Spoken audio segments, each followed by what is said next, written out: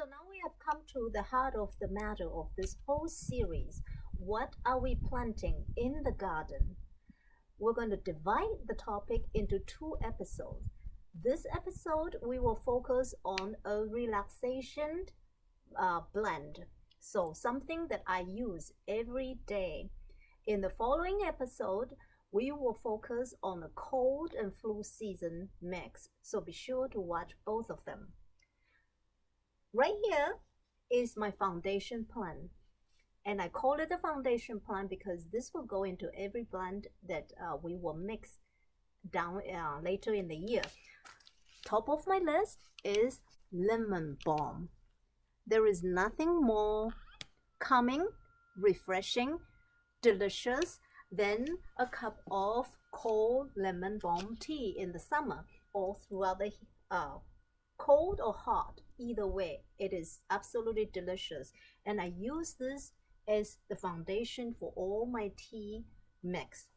It is also important to keep in mind that this is my own personal experience that I'm sharing, and it's not meant to be taken as a medical or herbal advice of any kind.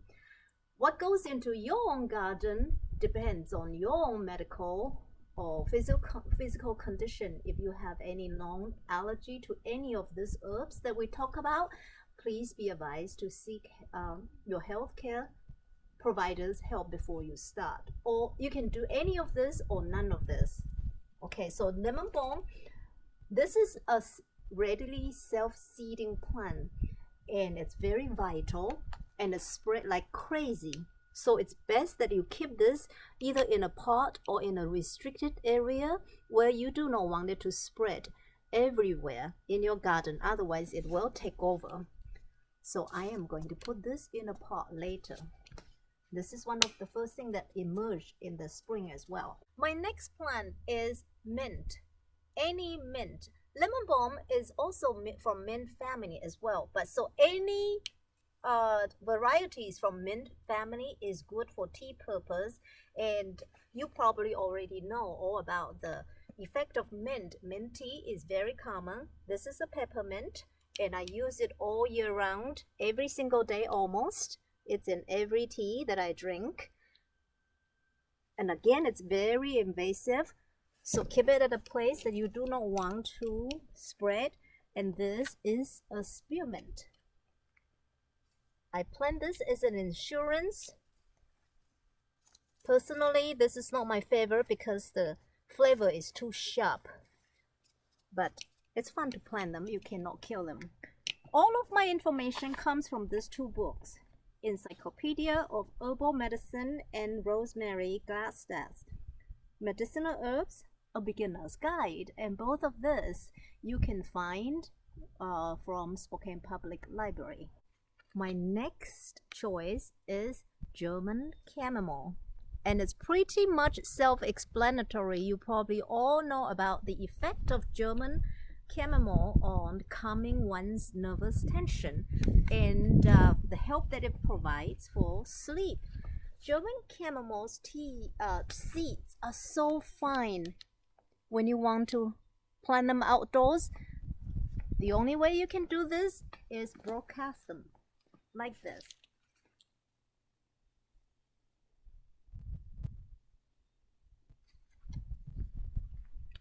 Let the wind carry them a little bit, and when the seedlings emerge, then you have to thin them to about 8 to 10 inches apart.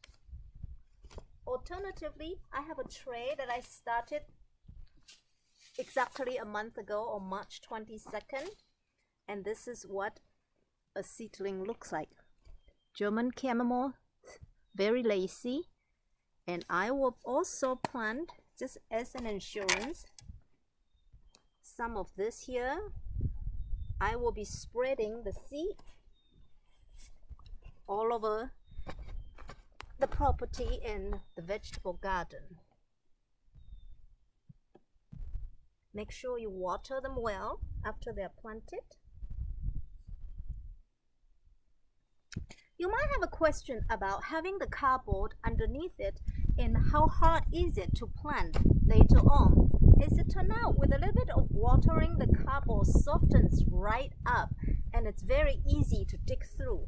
For things that have very longer, deeper roots, all you need is to dig a hole through this so the roots can go through easily, and it's not a problem at all. I have tried it, and that's it. My next choice may surprise you. California poppies. You see it all the time, everywhere, on the roadside. This state flower of California is a relative of opium poppies. It's not a narcotic, and it works differently on your nervous system. So I grow it because it's a mild painkiller. It also induces sleep. And in fact, California poppies, once again, you cannot start from inside. You have to just spread it everywhere, wherever you want it to be, and they're very easy to grow. So I broadcast them, and I am going to throw some of this along the edges of my garden where it gets a little bit of water from the sprinkler, and hope that it will come up. My next choice in this plant is Calendula. And although Calendula is most commonly used for skin ailments, rashes, cuts, bruises like that, it is also a good support for your lymphatic system. It gets it moving. So I drink it maybe sparingly, not a whole lot, but as a tonic for my lymph nodes. So this is a seedling I started on April 2nd, and I haven't had great success. Again, it's very easy to start from seeds, and it's an annual, so it readily reseeds itself. Now, this whole area had a couple of calendulas last year in my pollinators garden, and I am just going to move some of these seedlings around. My next plant is holy basil. Now this is something new to me. I've never grown this before, and it is a hot weather basil from native to India. I suspect that this is for summer only, but I'm going to try to keep it inside. I start the seeds from indoors. Let's see, when was that? March 22nd, a month ago. This plant is so highly regarded in Ayurvedic medicine, and it is said to restore vitalities and renew energy.